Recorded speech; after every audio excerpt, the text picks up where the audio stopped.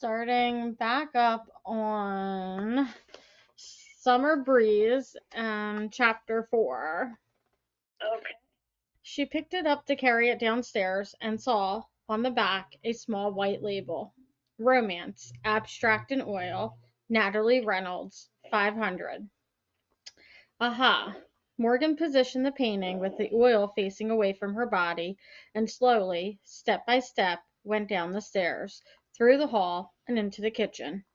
By now, Natalie had joined Petey on the floor and added a red colander and a set of measuring cups to their timpani.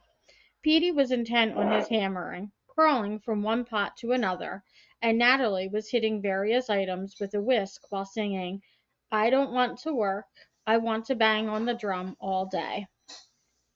Morgan set the painting on the floor, shoved her hand into her pants pocket, and yanked out her cell phone.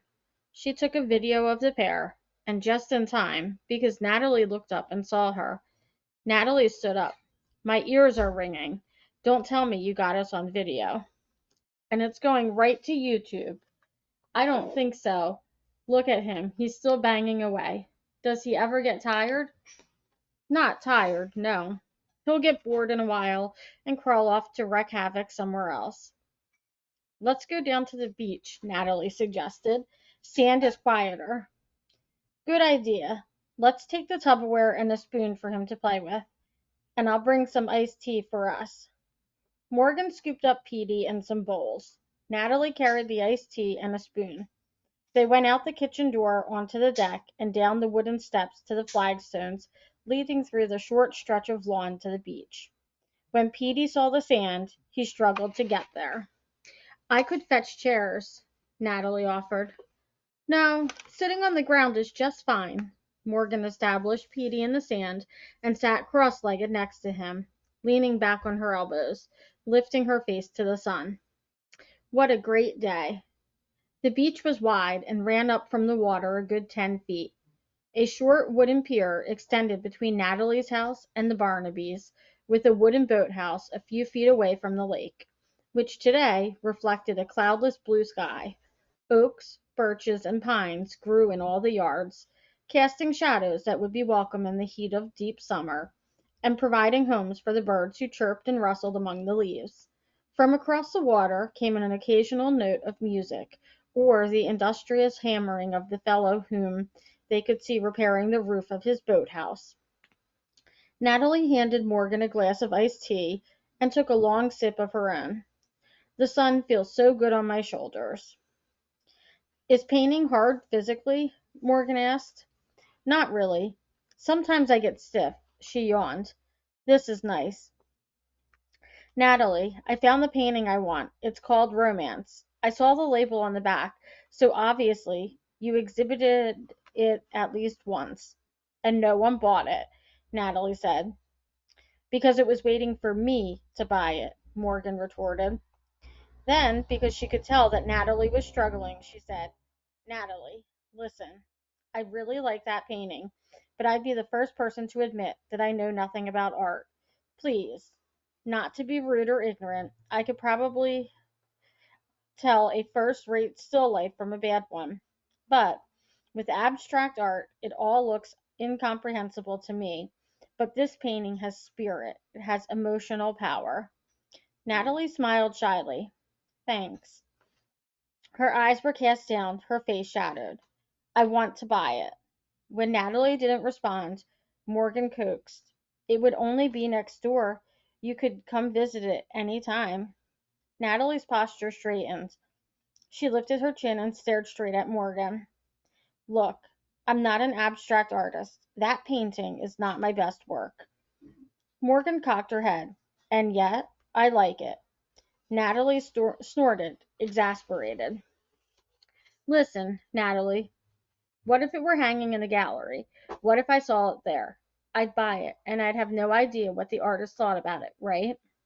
Natalie picked up a handful of sand and let it drift through her fingers as she thought. I see what you're saying. After a minute, she admitted, I'm struggling with my still life, too.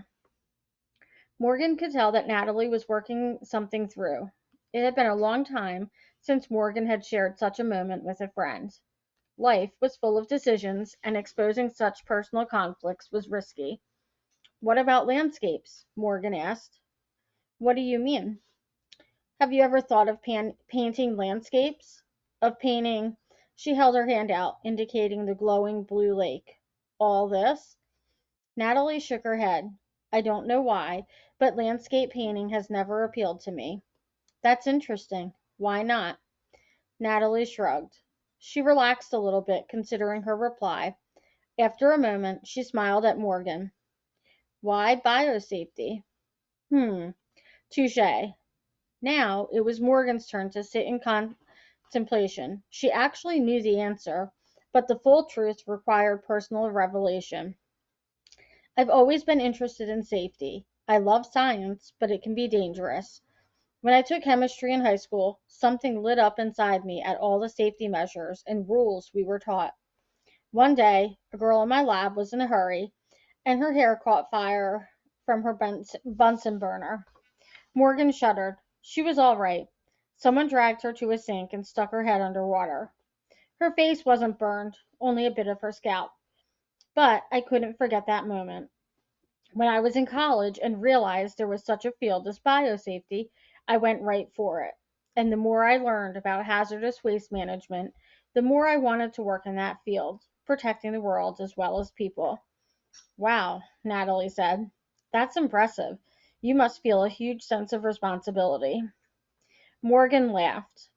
Actually, I do, but my responsibility now is all about taking care of that little guy, which means saving for a college education and all that raising a child requires. She gestured toward Petey, who was carefully adding sand, spoonful by spoonful, into a bowl of water Morgan had carried up from the lake. I love my work. I miss my work, she sighed. But I'll get back to it someday. She didn't want to stay focused on herself, and she certainly didn't want to get into her growing dissatisfaction with her husband and his job. So, now you tell me, why not landscape? Natalie tugged at the hem of her cargo shorts. I think I've been a kind of gypsy artist, wandering from genre to genre. I've been told I can be good. Unfortunately, some of the positive appraisal has come with strings attached, so I don't really know if it's been the truth. You're talking about male art instructors wanting to sleep with you? Well, you summed it up very euphemistically. Thank you. Natalie's mouth quirked downward. You're a babe, Morgan reminded her. So are you. So are lots of women. We shouldn't have to have sex with our teachers to get the truth. She ran her hand through her cropped black hair, ruffling it so it stood up like a raven's plume. That's not all of it, though. I mean, I haven't been able to spend more than 9 months at a time working on my art, and that's just not sufficient. I've gotten scholarships at art schools over the past 15 years, but they didn't cover living expenses, so I could never stay long. Morgan said sympathetically, That's tough. It is. That's why I'm determined to be disciplined in my work now that Aunt Eleanor has provided me with this amazing opportunity. No men in my life, no dating, no flirting. That always leads to trouble. Just work. You're painting a still life right now, right? Right, Natalie exhaled, and I don't like it. Morgan laughed. Okay then. What would you like to paint? Natalie stared toward the lake, and Morgan watched a strain ease from her face, replaced by a dawning hope. That. I'd rather paint that. What? Petey, a little boy in blue shorts and a red and white striped shirt, pouring water into bowls, his face so intent on his work. Children have done that for centuries, and here he is, one particular child. It would be something eternal and ephemeral at the same time. Why not do it? For one thing, how long is he going to keep still? Natalie asked. Here's a solution. Morgan reached into her pocket, took out her cell phone, and snapped a few shots of her son. She handed her phone to Natalie. The resolution isn't great, and the lighting will change every day, Natalie mused aloud. She stood up, pulled out her own phone, and took a few steps back, clicking shots at different angles. clouds, shadow, the Earth's angle to the sun, but still. Wait, I have a better camera. I'll be right back. She sprinted away. Morgan held her breath. Her son could grow bored in an instant.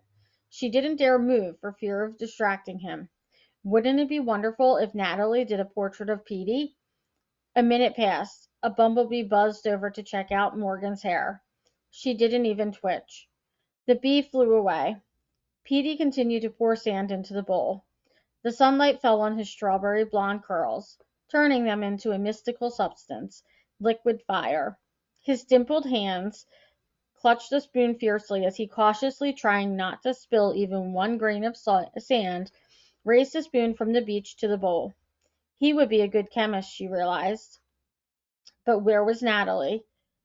Petey wouldn't do this forever. She heard a click and turned her head. Natalie was on the deck with a camera, snapping photos. Morgan relaxed. She sipped her tea. By the time Natalie returned to the beach, Petey had become bored with the project and was toddling around the lawn, looking for bugs and falling over.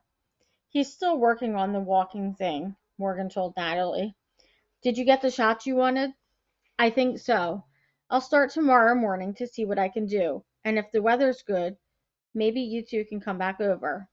Great, Morgan said, but I do have one stipulation if you're going to use my son as your model. Oh, Natalie was looking down at her camera, clicking through the shots. I want to buy the abstract today. We're having Josh's boss over for drinks this Friday, and I want to hang the painting in the living room. Oh, Morgan, just borrow the damn thing. I'm paying you for it. She picked up her son, whose diaper sagged against his sandy shorts. I'll carry him. You can carry the painting over. Now, Chapter 5. First, Natalie thought she'd do a quick sketch of Petey on the beach with a charcoal pencil on a sheet of her less expensive paper. She selected her favorite photo taken of Petey in the sand by the lake, uploaded it onto her computer, and zoomed it as big as her computer screen would take it without distorting it. Next, she put on her music, some CDs she'd burned, a mix of upbeat and mellow, and set the volume at low. She picked up her pencil and put it down. Standing in front of her easel, she stared at the digitized shot of the little boy, letting her eyes blur as she took in the background, the golden sand, blue water, green trees all around him. Her pencil waggled in her hand as she loosened her wrist. She hadn't done portrait for years. She wasn't even sure what she was doing. This would be only a sketch. When she used oils, she could bring out the radiance of the child's hair, the bloom of his fresh skin, the gentle spread of light all around him. For now, she wanted to capture only line, shape, and shadow. His profile was to her as he squatted in the sand. His hand was halfway between the ground and the bowl, the small spoon heavy, clutched tightly in his hand, his entire body tensed with the effort not to spill the sand. Her own hand lifted. She didn't think. She hummed to the music. She swayed slightly with the beat. She touched the charcoal pencil to the paper and swooped a line, the plump wrist, the fat fist, the straight handle and curved bowl of the spoon. She worked swiftly, but still, 2 hours had passed when she finally stopped, discovering the nape of her neck and the back of her knees moist with sweat. It remained cool in the mornings, so she didn't need the air conditioner, and she didn't want to use mechanical air if she didn't have to. But by noon, the heat had intensified, and even in her shorts and tank top, she was uncomfortably warm. She had to take a break. She wasn't hungry for lunch yet. She needed to move. As she went through the house, opening all the windows wider, hoping a breeze would sweep through, she caught sight of the lake, glistening in an inviting span of blue. She didn't possess a bathing suit. It had been years since she'd gone swimming. She wasn't a very strong swimmer anyway, but right now, every molecule in her body wanted to immerse in that cool water. She stepped out of the kitchen onto the deck and looked around. After the still closeness of her studio, the world blossomed around her, an explosion of warmth, fragrance, birdsong, and light. She took a quick peek toward Bella's house. Bella was at the shop today. She knew. But was Louise out on the deck? No. Good. Sometimes, well, probably more than was good for her, Natalie craved solitude. When she'd been painting, she needed time to emerge from her solitary state and rejoin the normal world. Walking to the end of the deck, she peered around at the O'Keefe's house. Both cars, Josh's Cadillac and Morgan's Toyota SUV, were gone. Lovely. The lake was empty except for someone in a canoe in the distance. It was, after all, a weekday when most people were at work. So no one would see her, and she couldn't wait any longer. She hurried down to her beach, kicked off her sandals, and waded into the lake in her shorts and tank top. The water temperature was heavenly, warm at the top from the touch of the sun, with a teasing coolness the deeper and farther out she walked. She couldn't resist. It was so inviting, especially after 2 hours of intense mental concentration. She threw herself into the water and began to swim in her own pathetic, uncoordinated way. After a while, she flipped over on her back and floated, letting her arms drift out to the side, kicking her feet a bit, soaking in the healing power of the warm sun on her face and the cool water supporting her back. Each finger drooped downward as the water caressed it, and her neck, stiff from working, loosened as her head fell back. Her chin lifted toward the sky. Ripples of water combed the curls of her hair with delicate swirls. This was bliss. She didn't think. She couldn't think. Finally, after all the months of worrying about the move to the lake and packing up the New York apartment and saying goodbye and making the trip, after wondering if she were just a phony with no talent who would find at the end of the year all she'd done was nothing worthwhile, after worrying that she'd meet only people who carried rifles and ate deer, rabbits, or bears, which was pretty much like the neighborhood she'd grown up in, after all, that and after deciding to do the still life and setting up with the silver with apples and working on it and getting twisted in the gut with the instinctive suspicion that it wasn't right and nothing she could do could fix it. After waking up in the middle of the night and stalking into her studio and inspecting the still life and realizing it really was awful, after seeing Petey on the beach and getting that massive hit of urgency, that need to paint him as he was at that moment, after all that suddenly she was relaxing. Because she knew her sketch was good. It was going to be extraordinary. Flipping her feet lightly, she let herself be carried by the water, by the universe. She was eased to the point of sleep, eyes closed, heart slowed, tension melting out of her muscles into the lake. She drifted. She didn't know what made her finally wake from her spell. Flipping onto her stomach, she treaded water and gazed around, looking for her aunt's beach. She didn't see it. She dog paddled a slow circle in the water. She saw her aunt's house, and it was a million miles away. A thrill of fear ran down her spine, chilling her, and her feet, now hanging down in the depths, went cold. How had she drifted so far? What had she been thinking? Well, of course, she hadn't been thinking. Okay, she told herself. Okay. First of all, she didn't have to swim to her aunt's house. She could swim to the closest shore and walk home. The closest shore was a million miles away. Another surge of fear shot through her. Calm down, she told herself. The shore is not a million miles away. It's not even a million feet away. It only looked like that. And true, she had never been a strong or efficient swimmer, but she wasn't in a hurry. She didn't have to get back soon. She just had to get back. She could do that. She would take her time, head for her aunt's beach, and calmly swim back to shore. She set out, left arm, right arm, kicking her legs, left arm, right arm.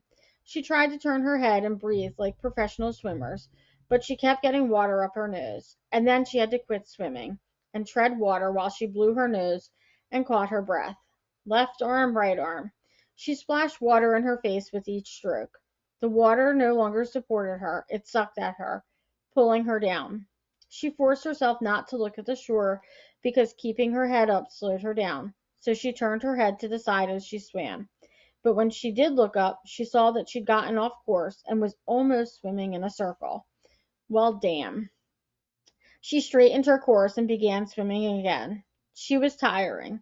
She'd never been much of an athlete, and she could feel her body running out of gas. Still, she continued to plow through the water, sloppily sweeping arm after arm. Her breath tore her lungs. She was wheezing, puffing. Then she stopped to check. It seemed she was making some headway. The house was closer. She could see the pot of pink geraniums on her deck. She swam, left arm, right arm, and then, she didn't know how it happened, she stupidly took a breath and filled her mouth and throat with water. Choking, she paddled frantically in the water, gasping for air. Her body, of its own accord, suddenly just sank. Once again, she swallowed a huge gulp of lake. All around her, the water bubbled and frothed as she thrashed.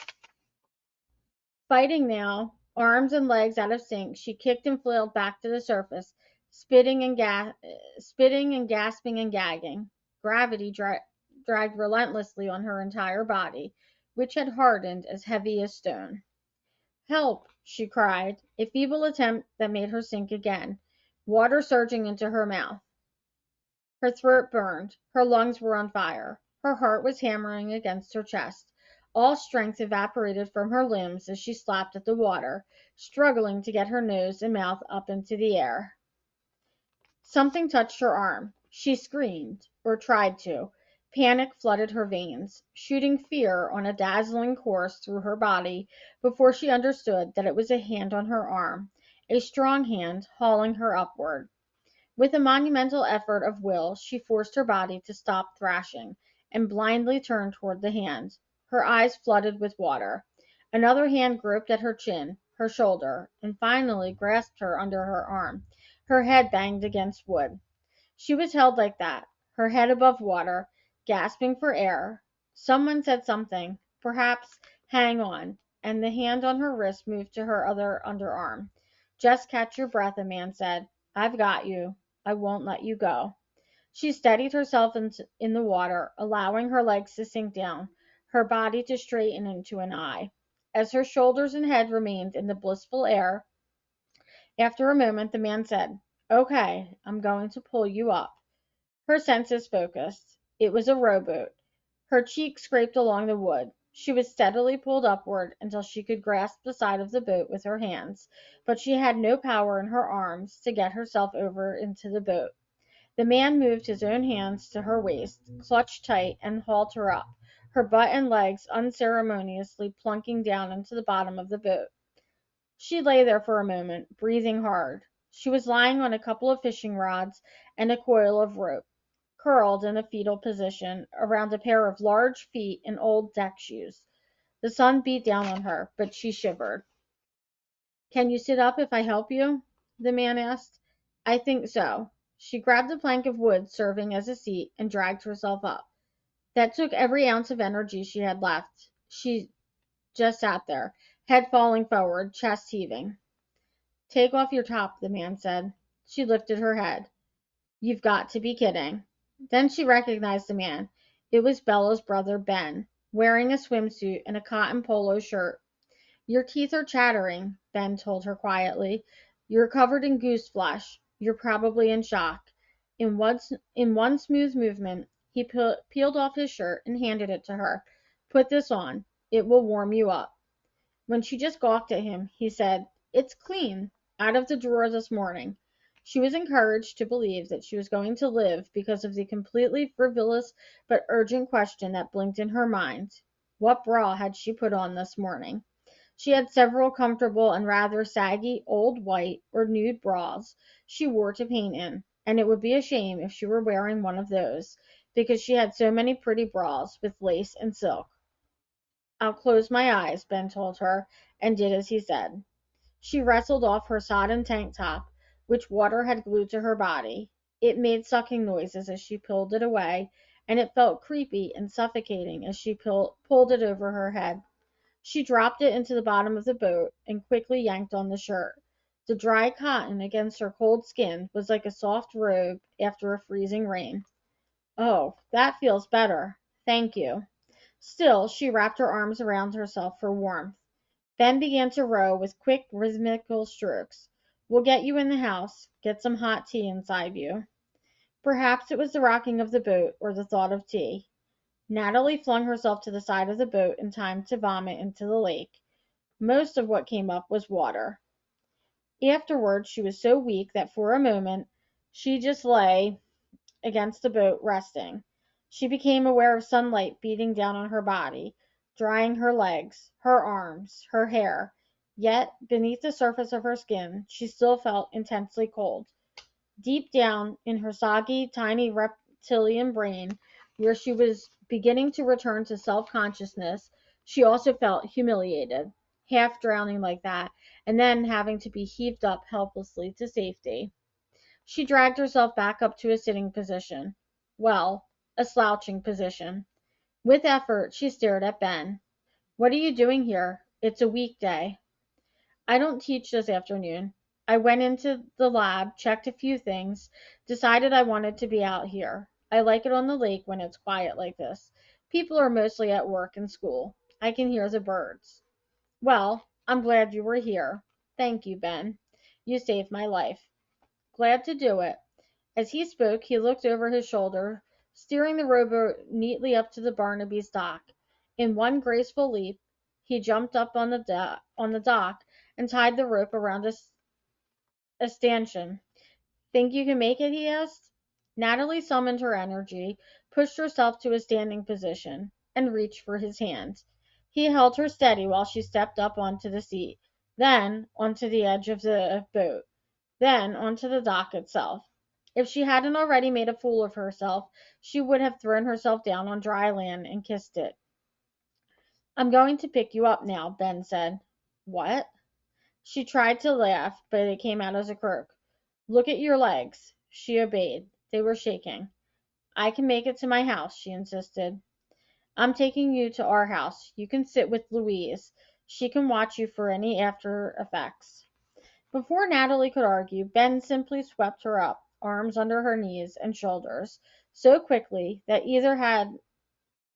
either had to let her head dangle back or wrap her arms around his neck to keep her head upright. She wrapped her arms around his neck. She was painfully was the wrong word. She was excessively aware that Ben wore no shirt. She was wearing his shirt, after all, so his shoulders were bare and his torso was bare. Blonde hair swirled over his chest. He was slender, not tremendously muscular, but as he walked up the beach and lawn toward the Barnaby's house, he did so with ease, as if she didn't weigh a thing. I think I'm fine, she told him, mostly to prevent him from realizing how she was staring at his thick thatch of pale hair, his elegant ear, his thick eyelashes, his strong jaw. Also to prevent him from considering her thighs, hips, waist, breast. They were in such an intimate proximity. Very seriously, he informed her, you almost drowned. You have water in your lungs. That can that can alter the sodium and potassium levels, which could lead to ventricular fibrillation. You were immersed in water lower than 70 degrees Fahrenheit, so you might be experiencing some hypothermia, and you're in shock. Someone needs to watch you. Oh, Natalie said in a very small voice. Also, water taken into the lungs can cause problems as long as 72 hours after the event. Water irritates the lungs and disrupts the lungs' ability to process air. Natalie squirmed in his arms. That's frightening. I'm not trying to frighten you. You should just be aware, and you shouldn't be alone. I'm going to put you down.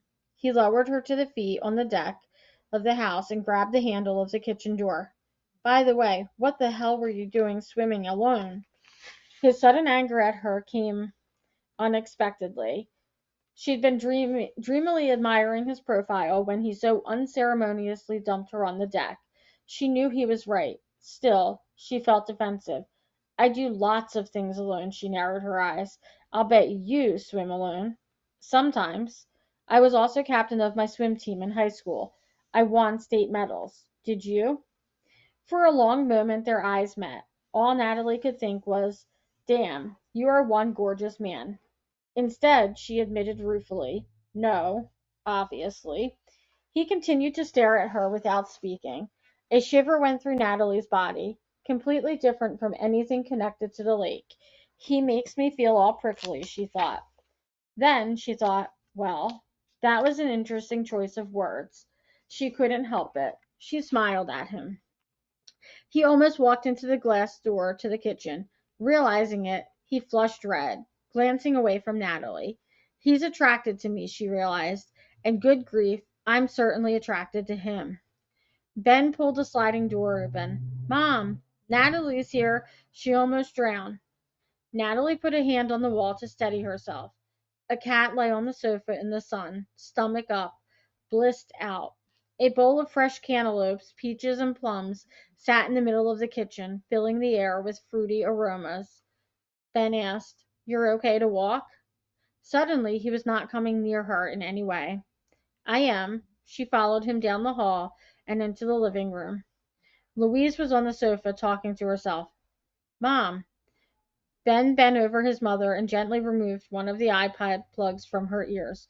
Turn off your French. Natalie's here. She almost drowned. In a flash, Louise was up, turned toward Natalie, eyes wide with worry. Natalie, are you all right? I'm fine, thanks to your son. He saved my life. Quickly, Louise took in the situation. Ben, wrap the Afghan around her. Um, said Ben. My shorts are wet. Natalie touched the khaki material. Parts had dried in the sun, but her bum was still soaking.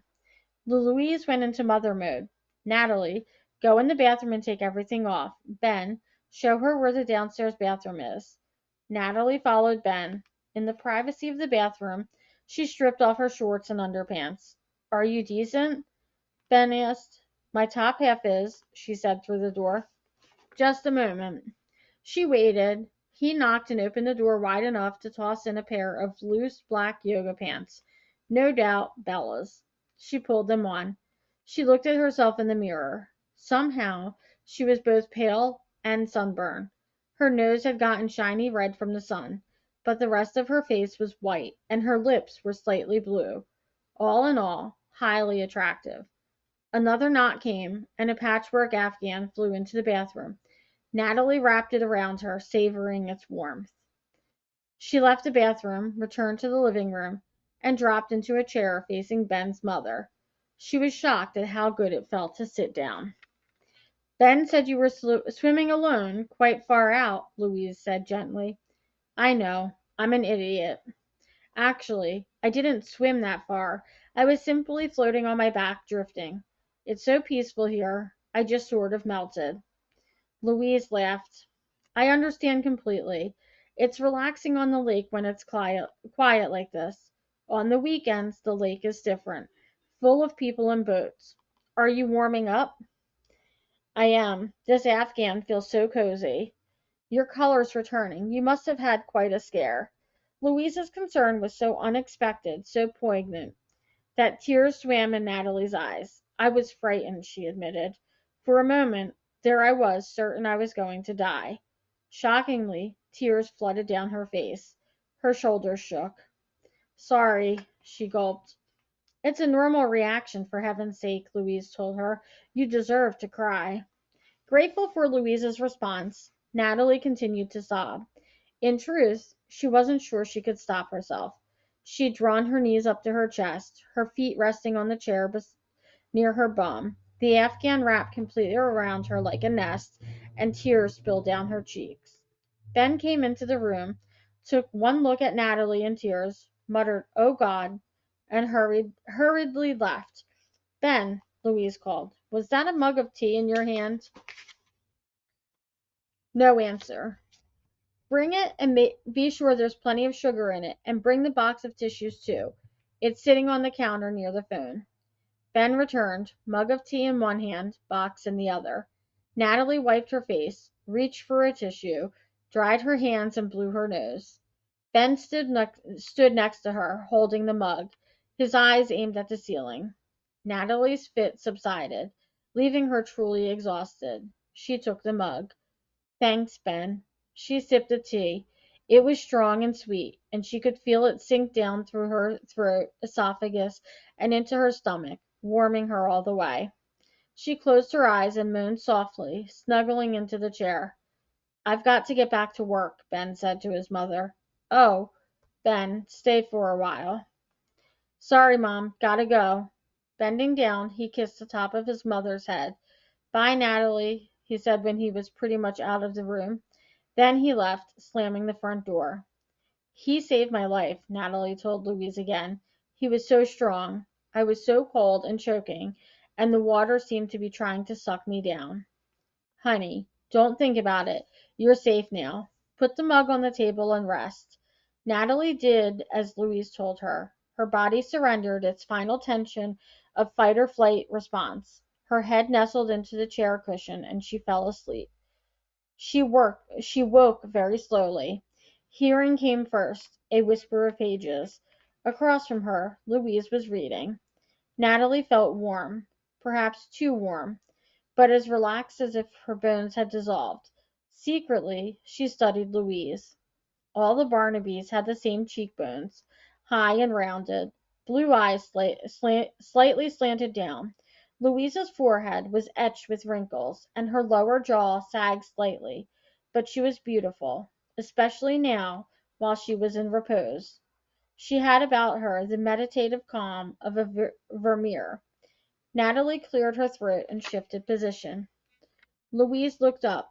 "Feeling better, dear?" "Oh, yes." Natalie stretched her arms. "Thanks for letting me sleep in your living room." She sat up straight, feet on the floor, letting the Afghan slide away. "Hungry?" Natalie stood up. "Not really. I was working on a painting and decided to cool off in the lake. That's what started my idiotic adventure. There's still good light. I think I'll go back to work." She folded the Afghan and laid it neatly over the back of the chair. She plumped the chair cushions. "You're sure you're all right?" Louise asked. "Perfectly normal." "Well, I might take a shower and change clothes." She looked down at what she wore. "I'll wash these things and bring them back." She started to leave, then hesitated. "I wonder. I'd like to get Ben something to thank him for rescuing me. I don't think the etiquette book covers such a situation. Any advice?" Louise chuckled. "You don't have to give him a present." Her eyes twinkled. "He seemed quite pleased with himself for saving you." "He did?" Natalie almost asked Louise how she could spot any emotion Ben might have. But, of course, Ben was Louise's son. She knew him well. Natalie thanked Louise once more and left the Barnaby house, warmed from the tea, the Afghan, and the thought of being in Ben Barnaby's arms. Chapter 6. Friday morning, Bella left the top half of the blue Dutch door open to let the fragrant summer air sweep into the gift shop. She didn't expect many customers, not on this glorious early summer day, and Aaron was out in California at his damned interview, so she wore sneakers, jeans, and a tank top, planning to move furniture around, experimenting. Bella could remember when she was a child, tumbling off the school bus and into the house to find her mother at the kitchen table, quietly studying a storybook mole's tilt of nose, or whether its whiskers went up, down, or straight out. She sculpted the minute creature in clay, baked it, and sewed soft velvet skin on it before painting its face. Her mother had seemed like a sorceress, capable of anything. Beatrice and Bella would go with their mother to help set up the lake worlds in the shop, carrying the boxes of handcrafted animals as if they were made of gold. That was years ago. DVDs were new. Cell phones were large and clunky. Computers were slow. Facebook didn't exist, and eBay was just beginning. Now, children played with games on computers, or Nintendo DS, Wii, Xbox, or their iPhones. Bella's mother still ran her business without the use of a computer, keeping sales, inventory, and tax records in a notebook by hand. Louise sold horse and buggy gifts in an internet world. The store had to change if it was to continue. Soon. Tonight, perhaps, Bella wanted to sit down with her parents and discuss possible alterations to the shop. The image of Natalie's life of apples in a silver bowl kept haunting Bella. Well, of course, there was something so symbolic about apples, wasn't there? The witch offering Snow White an apple, the apple in the Garden of Eden. Her idea was to hang the picture above one of her mother's lake worlds. There was one in an orchard with a raccoon family picnicking on fallen apples. Or would that be too weird? Maybe, maybe not. Bella wanted to try it. She wanted to try a lot of things. Her mind was teeming with ideas. She would go through the store today, organize her thoughts, and make a sketch, a kind of presentation to show her parents. They would give her good advice, she knew. Bella walked around the shop, studying the display cases, the exhibits, the spaces. Lucy Latimer's stuffed dolls with stitched eyes and smiles were, to Bella's mind, a complete waste of space.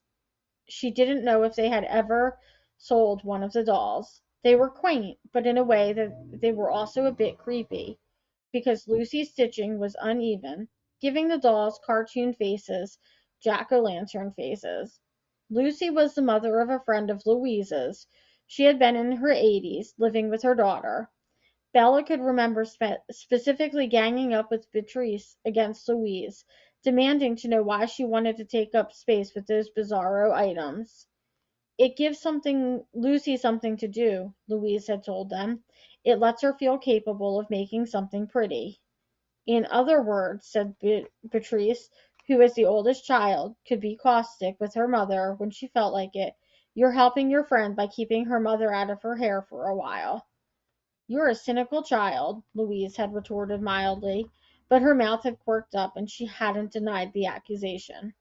Lucy Latimer must be in her 90s now. These dolls were 16 years old, and their sweet milkmaid costumes were limp. For that matter, Lucy herself hadn't come into the shop for years. Bella didn't know if she was even ambulatory. If she could get rid of the dolls, cover the corny murals on the walls, focus more on the furniture, and perhaps bring in some art, some of Natalie's work to begin with. She was aware of an approaching motor, and all of its own accord, her heart leapt. Before she could stand up, she heard the bell tinkle and the bottom half of the blue door open and shut. Bella stood up, turned toward the door, and saw Slade standing there. Slade! Was she blushing or did she just feel hot? Hey! He was long and lean, in black jeans and a black t-shirt. He took his sunglasses off as he walked toward her. Wow, he said. A shiver feathered down Bella's spine. Wow.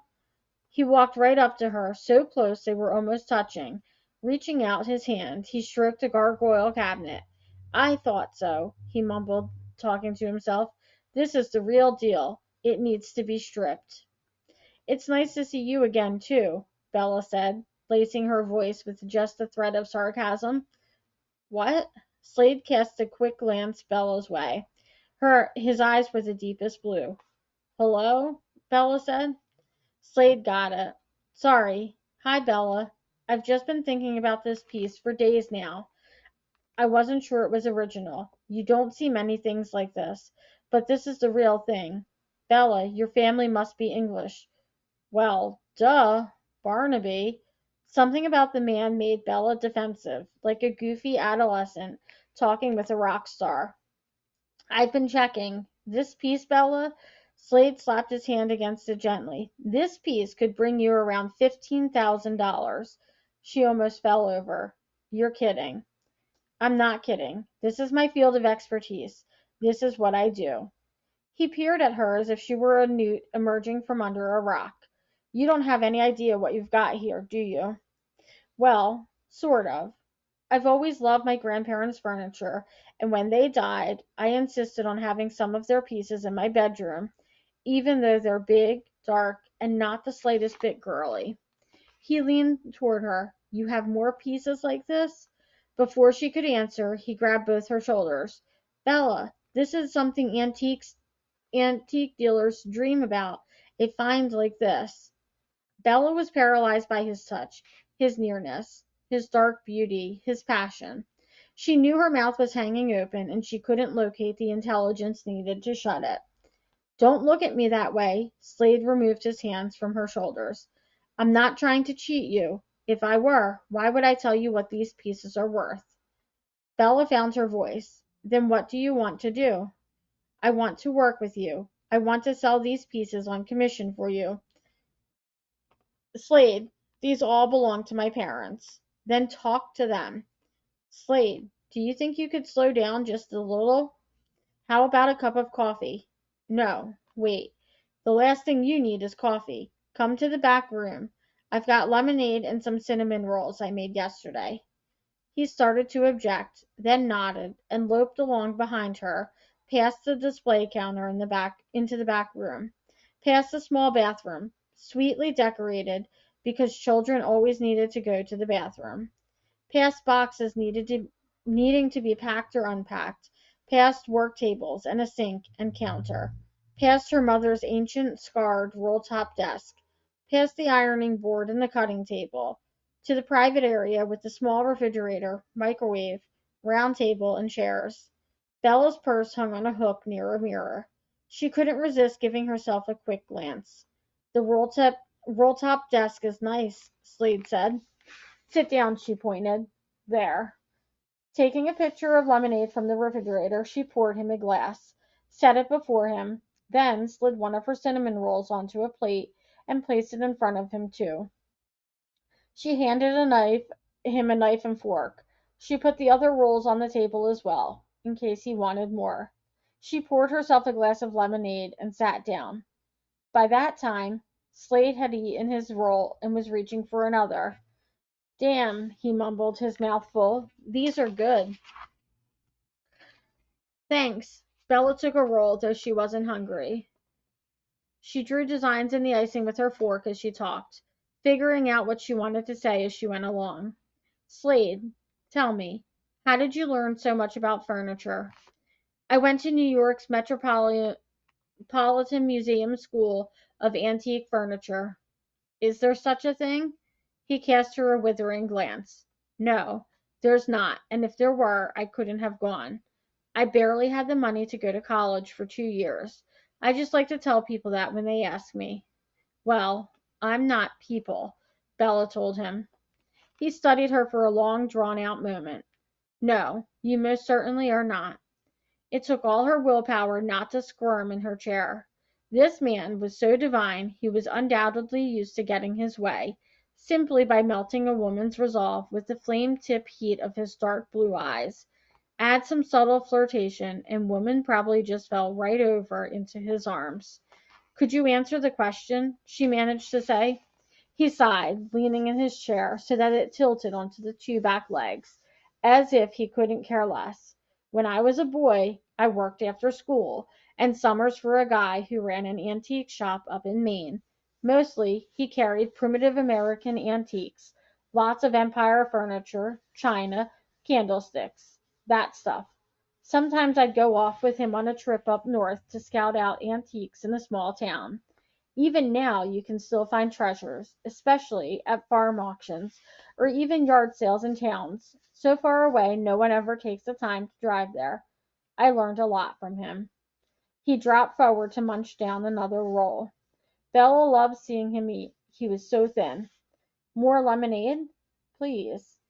She poured him another glass. And then I went to college for 2 years in Boston and worked for Aunt Eleanor, sometimes helping cart furniture around to other people's homes.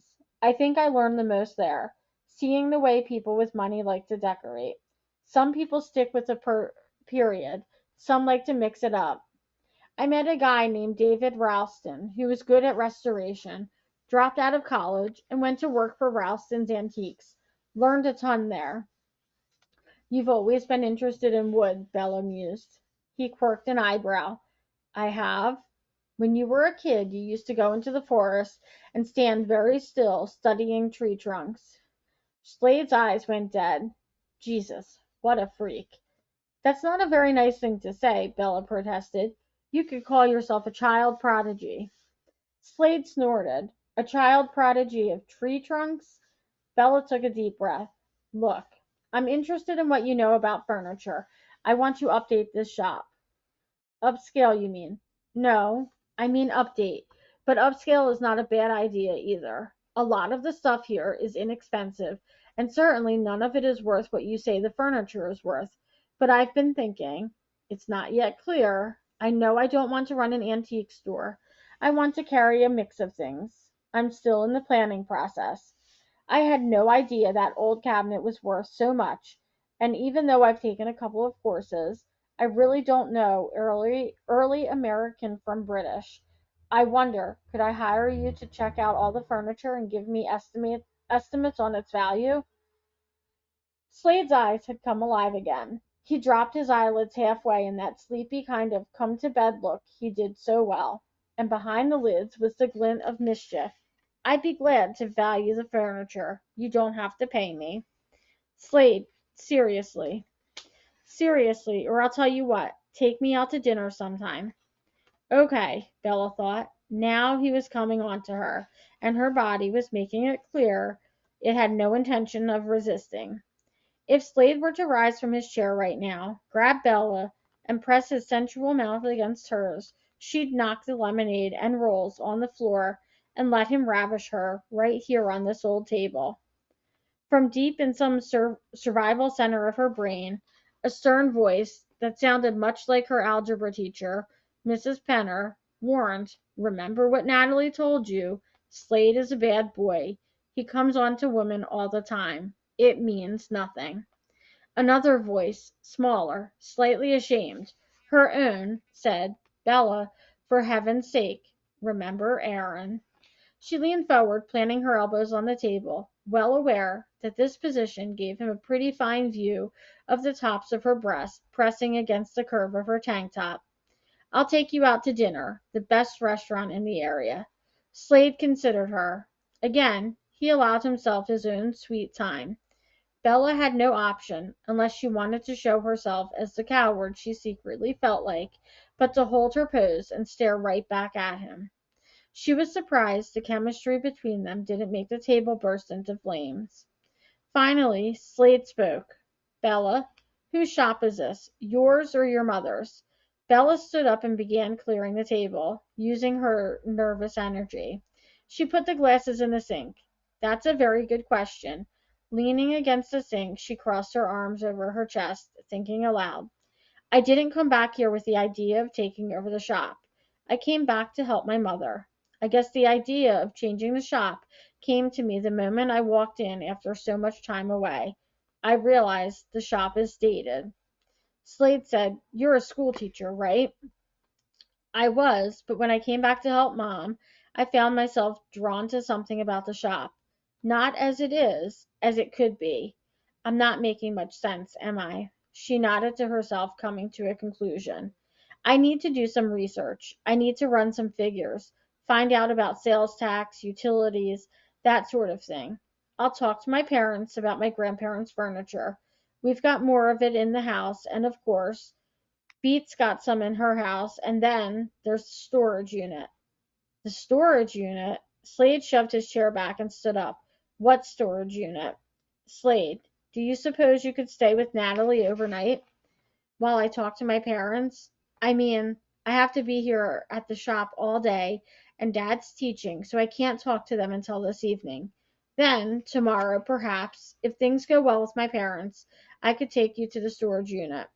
"Sorry, I've got something going on in Boston tonight."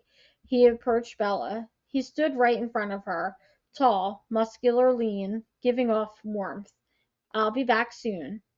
She had been worried about talking to her parents, but those worries dissolved in the force field of Slade's magnetism, replaced by a stunning sense of desire. What was it with this guy? The bell on the shop's front door tinkled. Thank God, Bella thought.